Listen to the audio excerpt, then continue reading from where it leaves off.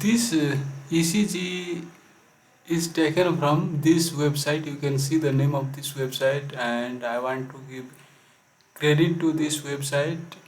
I have borrowed this ECG just for educational purpose, for teaching purpose only, and copyright is reserved to this website. So actually this ECG एक patient की है, 60 year old mail की है। वो खास में उसको light headedness हो रही थी। इस पेशेंट ने 3 साल से सिंगल लीड वाली पेसमेकर लगाई हुई है। सिंगल लीड कहने का अर्थ उसका पेसमेकर का लीड राइट वेंट्रिकल में है। तो उसको लाइट हेडेडनेस हो रही थी, इसलिए ये ईसीजी की गई है। तो इस ईसीजी में कुछ आप एबनॉर्मलिटी देख सकते हैं जो उसकी लाइट हेडेडनेस को एक्सप्लेन करती है, अर्थात decreased cardiac output, decreased cerebral perfusion. So यहाँ पर देखिए, पहले लीड 2 में ये जो स्पाइक दिख रही है आपको, ये सब पेसिंग स्पाइक इसको बोलते हैं। यहाँ पर स्पाइक दिख रही है, ये सब पेसिंग स्पाइक है। पेसिंग स्पाइक कहने का अर्थ क्या हुआ कि पेसमेकर यहाँ पर करंट दे रही है और इसके कारण से वेंट्रिकुलर डिपोलराइजेशन हो रही है, राइट। तो इसमें वेंट्रिकल को सेंस नहीं कर रही है, वेंट्रिकल को पेस मात्र कर रही है। कैसे मैं कह सकता हूँ कि वेंट्रिकल को पेस नहीं कर रही है, क्योंकि यहाँ पर देखिए, यहाँ पर अपना खुद का नॉर्मल डिपोलराइजेशन हुआ, तब उसके बाद भी यहाँ पर पेसमेकर ने करंट दिया है। खास में since there is already depolarization, ventricular depolarization, so if this pacemaker would have sensing ability, it would have sensed this depolarization and it would have inhibited the programmed delivery of current, right।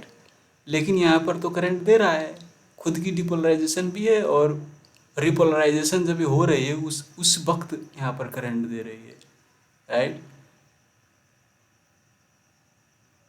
और इधर ठीक है, यहाँ पर तो P beat आ गई, उसके बाद क्यूआरएस नहीं आ रही थी, तो मशीन ने पेसमेकर ने सेंस किया तो क्यूआरएस तो नहीं आ रही है।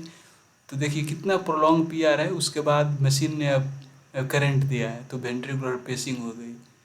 सिमिलरली वही सब है, यहाँ पर देख सकते हैं पी वेव है, उसके बाद बहुत डिले के बाद दे रही है, राइट। और फिर यहाँ पर देखिए, यहाँ पर I think you may not be seeing, so let me zoom in again। so यहाँ पर लास्ट में देखिए, यहाँ पर तो ठीक है, मतलब यहाँ पर मात्र एक टो है। तो इस छोटी सी रिदम स्ट्रिप में देख सकते हैं, यहाँ पर ये वेंट्रिकल का डिपोलराइजेशन सेंस नहीं कर रहा है, वेंट्रिकल का पेसिंग मात्र कर रहा है। तो इसके कारण से ये भी डिसिंक्रोनी हो जाता है, क्योंकि आप डीडीडी पेसमेकर होता है ना, डीडी कहने का मतलब मोड क्यों कहते हैं, एट्रिया को भी सेंस करती है, एट्रिया को भी पेस करती है, वेंट्रिकल को भी सेंस करती है, वेंट्रिकल को भी सेंस करती है, और वेंट्रिकल को भी पेस करती है, और इनहिबिट भी करती है और ट्रिगर भी करती है। इनहिबिट कहने का अर्थ जैसे डिपोलराइजेशन आ गया तो अब पेसमेकर अपना इम्पल्स करंट नहीं देगा, और ट्रिगर का मतलब देख रहा है कि पी वेव तो आ गई, लेकिन इतने देर के बाद क्यूआरएस नहीं आ रही है, तो ट्रिगर करेगा, करंट देगा। इसको इनहिबिट और ट्रिगर बोलते हैं। तो इस पेशेंट को यही पेसमेकर सिंड्रोम हो गई है क्या। पेसमेकर सिंड्रोम कहने का अर्थ ये सेंस नहीं कर रही है और डायरेक्ट पेसिंग कर रही है रिपोलराइजेशन के वक्त, इसीलिए कार्डियक आउटपुट डिक्रीज हो जाती है और पेशेंट को डिक्रीज सेरेब्रल परफ्यूजन हो जाती है। तो इस मोड को हमें चेंज करना पड़ेगा, वेंट्रिकल को सेंसिंग एबिलिटी भी देनी पड़ेगी। ये सिंगल लीड है, I mean there is only one wire in the right ventricle, तो उसको हम ऐसे भी कर सकते हैं, एक भी लीड है ना, तो उसको हम सेंसिंग एबिलिटी वाला मोड पर डाल देंगे तो सेंस कर लेगा, उसके बाद पेश नहीं करेगा। राइट। तो उस तरह मोड चेंज कर देंगे तो इसका सिम्टम रिलीव हो जाएगा।